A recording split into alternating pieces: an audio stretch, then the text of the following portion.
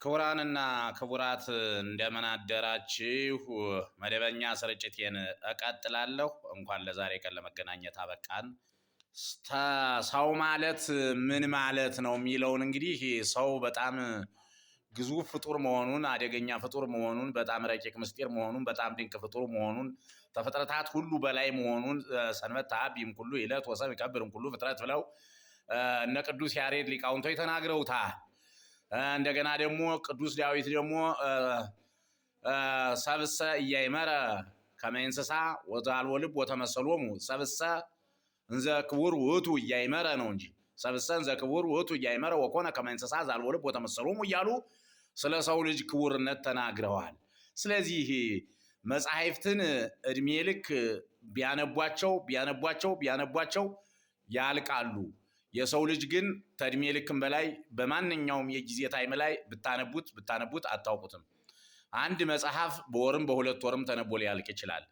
ባልና ሚስት ግን 80 ዘመን 90 ዘመን ሲኖሩ እርስ በርስ አይተዋወቁም። ስለዚህ ሰው ማለት ተነቦ የማያልቅ ማለት ነው። ሌላኛው ሰው ማለት ተሰብአ ሰባት አደረገ ብሎ ተሰብአ ሰባት አደረገ ይልና ሰው ማለት ምን ማለት ነው? ሰባት ባህሪያት ያሉት ፍጹም ሰው ማለት ነው። ሰባት ቁጥር በዕብራውያን ፍጹም ነውና እስመ ሁልቆ ሳብዕ በኀበ ዕብራውያን ፍጹመ ውእቱ ይላል ሃይማኖተ አበውን። ሰባት ባህሪያት ማለት ሶስት ባህሪያተ ነፍስ ለባዊነት፣ ነባቢነት፣ ሕያውነት ናቸው። አራቱ ባህሪያተ ሥጋ የሚባሉት ውሃ፣ መሬት፣ እሳት፣ ነፋስ ናቸው። ዳግመኛም እጓለሙያው ይለዋል። እጓል ልጅ ተባለ። አዳም እናት እየተባሉ እናት እግዚአብሔር እየተባሉ ቀጥሎ ተነግሯል ማለት ነው በሊቃውንት አንደበት። እናት ሁሉን እንድታስገኝ ጌታም ሁሉን ያስገኛልና አንድም እናት ለልጇ ሩሩና አዛኝ እንደሆነች እግዚአብሔርም ለፍጥረቱ አዛኝ ሩሩ መሐሪ ይቅር ባይ ነውና እናት አለው ማቴዎስ 18:14 ሕያው የተባለ መልአክ ነው። ሕያው መልአክን ከፈጠረ ከእግዚአብሔር የተገኘ ልጅ ሲል አዳምን እጓለሙያው አለው ይላል። አንድም እጓል የተባለ አይለወጥም፣ አንድም አዳም ነው። የተባለች ምድር ናት። ሕያው የተባለ እግዚአብሔር ነው። እናት ሁሉን እንድታስገኝ ምድርም ሁሉን ታስገኛለችና እምጠሉ ለሰማይ ወእምፍስሐ ለምድር ይኩን በረከትከ ዘልደት ምዕራፍ 27 ከቁጥር 28 ዘልደት ማለት ዘፍጥረት ነው። ምድርኒ ተው ፍሬሃ እንዲል ሕያው እግዚአብሔር ከፈጠራት ምድር የተገኘ ልጅ ሲል እጓለሙያው አለው። በዚህም ጊዜ ንግበር ሰብአ በአርአያነ ወአምሳሊነ ባለ ጊዜ ነፍሱና ስጋው አንድ ጊዜ ተገኙ። ወገብሮ እግዚአብሔር ለሰብእ እመሬተ ምድር ወነፋ ውስተ ገጹ መንፈሰ ሕይወት ወኮነ እጓለሙያው ዘልደት ዘፍጥረት 2:7 አኮኑ አንተ እግዚአብሔር ቀዲሙ አመ ፈጠርክሃ ለምድር ወአዘዝክሃ ለመሬት አውጽአቶ ለአዳም በስጋ ሟቲ ወገብረ እደዊከ ውእቱ ወነፋይከ ላዕሌሁ መንፈሰ ሕይወት ወኮነ ሕያወ በቅድሜከ ይላል። እንግዲህ አራተኛ ዕዝራ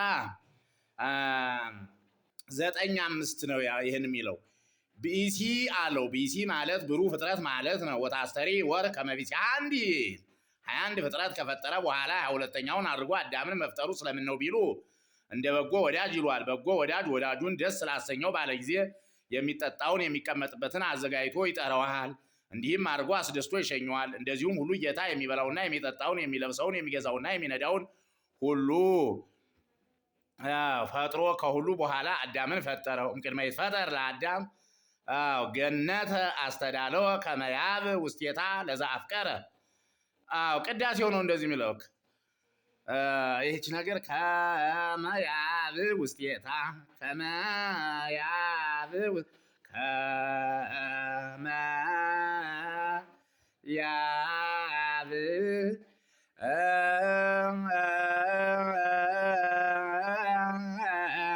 ውስቴታ እያለ እንግዲህ ቅዱስ ያሬድ ያበጠረው እንደዚህ አይነቱን ቅዱስ መጽሐፍ ነው። እንግዲህ ለዘአፍቀረ ቅዳሴ ሰለስቱ ምዕት ነው ይሄን የሚል። እንደ በጎ አባትም ይላሉ። በጎ አባት ለልጁ አብሮ ሳለ ከብት ይረባለታል፣ ጥማጅ ይጠምድለታል። ኋላም ከሽማግሌ ከባልቴት ደጅ ደርሶ የኑሮ ጓደኛ የምትሆነው ሚስት ያመጣለታል። እንዲህ አድርጎ በገንዘቡ በገንዘቡ ያሰለጥነዋል። እንደዚህ ሁሉ ጌታ አስቀድሞ የሚበላውን የሚጠጣውን የሚገዛውን የሚነዳውን ሁሉ ፈጥሮ አዳምን 22ኛ አድርጎ ፈጠረው። እንግዲህ ነገ የምንቀጥልበት ይሆናል። ላስጀምረን አስጀምሮ ላስፈጸመን ልዑል እግዚአብሔር ክብር ምስጋና ይግባው። እንግዲህ ክቡራን ተመልካቾቻችን ይህንን ሼር ላይክ እያደረጋችሁ ብዙ ሰው እንዲያደምጠው አድርጉ። በረከተ እግዚአብሔር አግኙበት፣ ጸጋ እግዚአብሔር አግኙበት። ሀገሪት የምትባረክበት የምትቀደስበት ፍጥረት ማለት እንዴት የረቀቀ ምስጢር እንደሆነ እንዴት የእግዚአብሔር ቃል እንደሆነ ፍጥረት በማንም ፍጡር እጅ ያልተተገበረ የእግዚአብሔር የጣቱ ስራ የአንደበቱ ስራ የሱ የብቻው የግሉ ያለማንም ረዳት ያደረገው መሆኑን እንዲህ ሲነገር ሲጣፍጥ እንዴት ያምራል መሰላችሁ። እኔ እናንተ ስሰሙት ምን እንደምትሉ አላውቅም። እኔ ስሰማው በጣም ደስ ይለኛልና ስለዚህ ይህንን በረከት እየተቀበላችሁ ሼር ላይክ እያደረጋችሁ ለዓለም አዳርሱልኝ። ወስብሐት ለእግዚአብሔር። ይቆየን። አለቃ ይባቤ ነኝ።